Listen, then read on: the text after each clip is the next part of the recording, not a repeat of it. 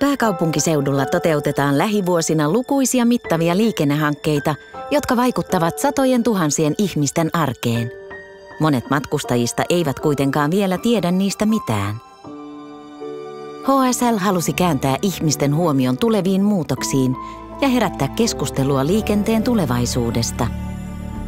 Ratkaisumme oli Matkalla tulevaisuuteen talkshow. Suomalaiset asiantuntijat ja julkisuuden henkilöt kutsuttiin keskustelemaan tulevaisuudesta matkustajien edessä. Jokainen jakso kuvattiin eri julkisen liikenteen kulkuneuvossa, bussissa, raitiovaunussa, metrossa ja jopa Suomenlinnan lautalla. Showta isännöi Tuomas Enbuske, tunnettu yksityisautoilun puolustaja. Kunkin jakson tiiserit pyörivät ensin maksetuissa digitaalisissa medioissa, minkä jälkeen kokonaiset jaksot julkaistiin YouTubessa. Jaksojen julkaisun aikana maksetussa mediassa kerrottiin talkshowsta. Matkalla tulevaisuuteen olikin Suomen ensimmäinen netti-talkshow. Ohjelma oli joskus hillitön. Semmoiset näkymättömät datahanskat. Herra Jumala! Toisinaan räväkkä. Miksi BMW-kuskit on oikeasti mulkkuja?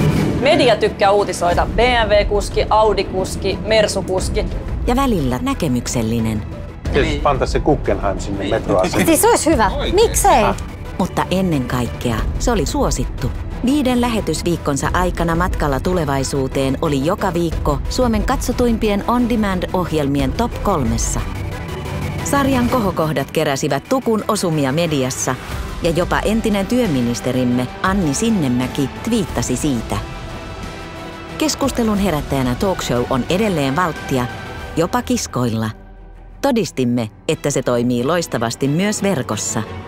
Tämä oli Matkalla tulevaisuuteen. Nähdään taas seuraavassa jaksossa.